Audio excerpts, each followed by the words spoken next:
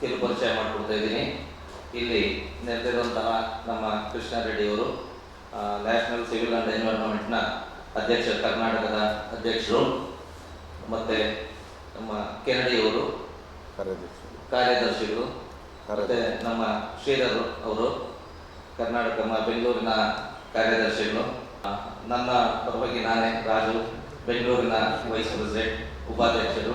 ಎಲ್ಲ ನನ್ನ ಮಾಧ್ಯಮ ಮಿತ್ರರೇ ಮತ್ತು ನನ್ನ ನ್ಯಾಷನಲ್ ಸಿವಿಲ್ ಎನ್ವೈರನ್ಮೆಂಟಲ್ ಪ್ರೊಟೆಕ್ಷನ್ನ ಎಲ್ಲ ಪದಾಧಿಕಾರಿಗಳೇ, ಈ ದಿನ ನಾವು ಏನು 14/6/2025 ಟೌನ್ ಹಾಲಲ್ಲಿ ಬೆಳಗ್ಗೆ 12 ಮೇಲೆ ಏನು ಕಾರ್ಯಕ್ರಮ ಆಯೋಜನೆ ಮಾಡಿದ್ದೀವಿ, ತಮ್ಮೆಲ್ಲರಿಗೂ ಗೊತ್ತಿದ್ದಂಗೆ ವಿಶ್ವ ಪರಿಸರ ದಿನ ಅಂದರೆ ಜೂನ್ 5ನೇ ತಾರೀಕು. ಅದನ್ನು ಗಿಡ ನೆಡೋ ಕಾರ್ಯಕ್ರಮ ಇವೆಲ್ಲ ನಾವು ಬೇರೆ ಬೇರೆ ಕಡೆ ಮಾಡಿದ್ದೀವಿ. ಬೇರೆ ಬೇರೆ ಕಡೆ ಮಾಡಿರೋರನ್ನೆಲ್ಲ ಗುರುತಿಸುವ ಒಂದು ಕಾರ್ಯಕ್ರಮನೇ ಈ 14ನೇ ತಾರೀಕು ನಾವು ಇಟ್ಕೊಂಡಿದ್ವಿ. ಪ್ರತಿ ವರ್ಷ ಮಾಡ್ತಾಯಿದ್ವಿ. ಜೂನ್ 5ಕ್ಕೆ ಮಿನಿಸ್ಟ್ರಿ ಬರೋದಾಗಲಿ ಬೇರೆಯವ್ರಿಗೆ ಗುರುತಿಸೋದಾಗಲಿ ನಮ್ಮ ಕೈಯಲ್ಲಿ ಆಗ್ತಾಯಿರಲಿಲ್ಲ. ಬರೀ ಗಿಡ ಇಡೋದು ಇದೇ ಕಾರ್ಯಕ್ರಮ ಆಗ್ತಾಯಿತ್ತು. ಅದಕ್ಕೆ ನೀರು ಹಾಕೋದಂತಾಗಲಿ ಮತ್ತು ಅದೇ ಇದರಲ್ಲಿ ನಾವು ತುಂಬ ಕಾಲ ಇದಾಗ್ತಾಯಿತ್ತು. ಅದರಿಂದ ನಾವು ಅಲ್ಲಿ ಇರೋರನ್ನೆಲ್ಲ ಸ್ವಲ್ಪ ಗುರುತಿಸೋದು ಒಂದೇ ಒಂದು ಕಾರ್ಯಕ್ರಮ ಅಂತೇಳಿ ನಮಗೋಸ್ಕರ ಎಲ್ಲ ಕೆಲಸ ಮಾಡಿರೋರಿಗೆ ಮತ್ತು ಇವ್ರಿಗೆಲ್ಲನೂ ಒಂದು ಅಭಿನಂದನೆ ಸಲ್ಲಿಸ್ಬೇಕಂತೇಳಿ ಜೂನ್ 14ನೇ ತಾರೀಕು ಮುಖ್ಯಮಂತ್ರಿಗಳು ಬರ್ತಾಯಿದ್ದಾರೆ, ನಮ್ಮ ಫಾರೆಸ್ಟ್ ಮಿನಿಸ್ಟ್ರು ಬರ್ತಾಯಿದ್ದಾರೆ, ಖಂಡ್ರೆ ಅವರು, ರಾಮಲಿಂಗಾರೆಡ್ಡಿ ಸಾಹೇಬರು ಬರ್ತಾಯಿದ್ದಾರೆ, ಇಲ್ಲಿ ನಮ್ಮ ರಾಷ್ಟ್ರೀಯ ಅಧ್ಯಕ್ಷರಾದಂಥ ಧಮಾಲ್ ಅವರು ಬರ್ತಾಯಿದ್ದಾರೆ, ಮತ್ತು ರಾಮದಾಸ್ ಅತ್ತಾವಲೆ ಅವರು ಸೆಂಟ್ರಲ್ ಮಿನಿಸ್ಟರ್ ಅವರು ಬರ್ತಾಯಿದ್ದಾರೆ. ಇನ್ನೂ ಒಂದಷ್ಟು MP ಗಳು ತುಂಬ ಜನ ಬರ್ತಾಯಿದ್ದಾರೆ. ಒಂದು ಈರಣ್ಣ ಕಾದಡಿ ಅಂತೇಳಿ, ಮತ್ತು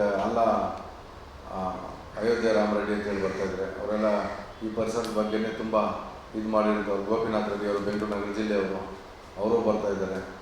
ಇವರೆಲ್ಲ ನಮ್ಮ ಕಾರ್ಯಕ್ರಮ ಪ್ರೋತ್ಸಾಹಕರು ಮತ್ತು ಉತ್ತಮವಾದ ಪ್ರೋತ್ಸಾಹ ಕೊಟ್ಟಿದ್ದಾರೆ ನಮ್ಮೆಲ್ರಿಗೂ.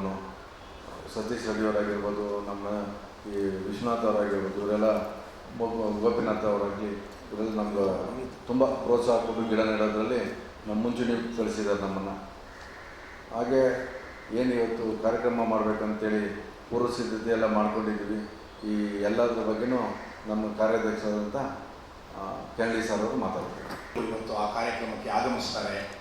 ಮತ್ತು ಮುಖ್ಯವಾಗಿ ಕೇಂದ್ರ ಸಚಿವರಾಗಿರ್ತಕ್ಕಂಥ ರಾಮದಾಸ್ ಅತ್ತಾವಲೆ ಅವರು ಬರ್ತಾ ಇದ್ದಾರೆ.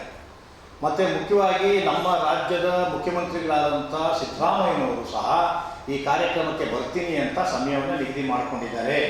ಹಾಗೆ ನಮ್ಮ DK ಶಿವಕುಮಾರ್ ಅವರು ಸಹ, ಮತ್ತು ಪರಿಸರ ಖಾತೆ ಸಚಿವರಾಗಿರ್ತಕ್ಕಂಥ ಈಶ್ವರ್ ಖಂಡ್ರೆ ಅವರು, ಮತ್ತು ನಮ್ಮ ರಾಮಲಿಂಗಾರೆಡ್ಡಿ ಅವರು, ಇವರೆಲ್ಲರೂ ಸಹ ಈ ಕಾರ್ಯಕ್ರಮಕ್ಕೆ ಆಗಮಿಸಿದ್ದಾರೆ. ಮತ್ತು ಪರಿಸರದ ಬಗ್ಗೆ ಜಾಗೃತಿಯನ್ನು ಮೂಡಿಸಲಿಕ್ಕೆ ಮತ್ತು ಅರಿವನ್ನು ಮೂಡಿಸಲಿಕ್ಕೆ ಅವರೆಲ್ಲರೂ ಸಹ ಅವತ್ತು ನಮ್ಮ ಜೊತೆ ಕೈ ಜೋಡಿಸಲಿದ್ದಾರೆ. ಇದು ಕಾರ್ಯಕ್ರಮದ ಬಹಳ ಮುಖ್ಯವಾದಂಥ ಅಂಶ.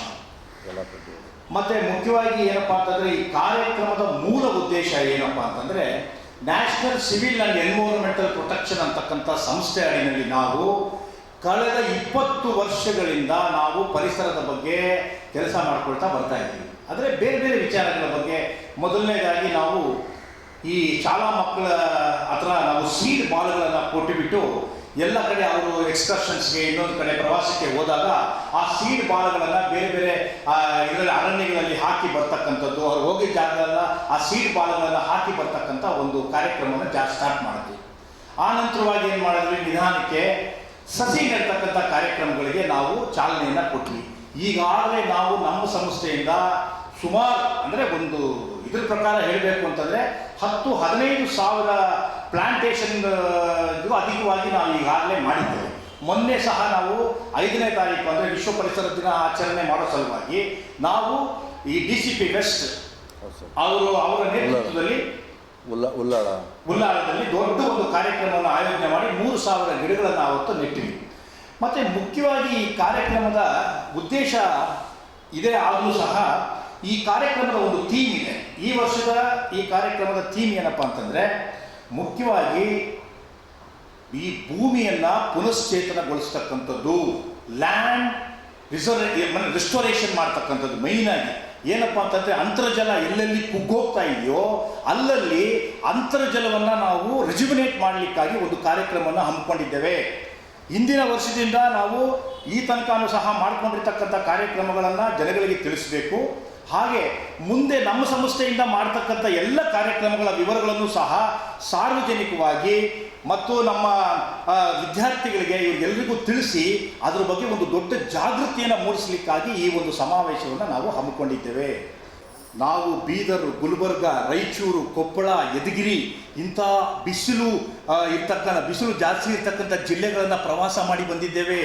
ಆ ಜಿಲ್ಲೆಗಳಲ್ಲಿ ನಾವೇನಾದರೂ ಇವತ್ತು ಈ ಪರಿಸರ ಉಳಿಸ್ತಕ್ಕಂಥ ಕೆಲಸಕ್ಕೆ ಕೈ ಹಾಕದೆ ಹೋದರೆ ಮುಂದಿನ ದಿನಗಳಲ್ಲಿ ಆ ಜಿಲ್ಲೆಗಳಲ್ಲಿ ಆ ಬರ ಅಂತಕ್ಕಂಥದ್ದು ಎಷ್ಟು ತೀವ್ರವಾಗಿ ಕಾಡುತ್ತೆ ಅಂತಂದರೆ ಅಷ್ಟು ತೀವ್ರವಾಗಿ ಯಾಕಂದರೆ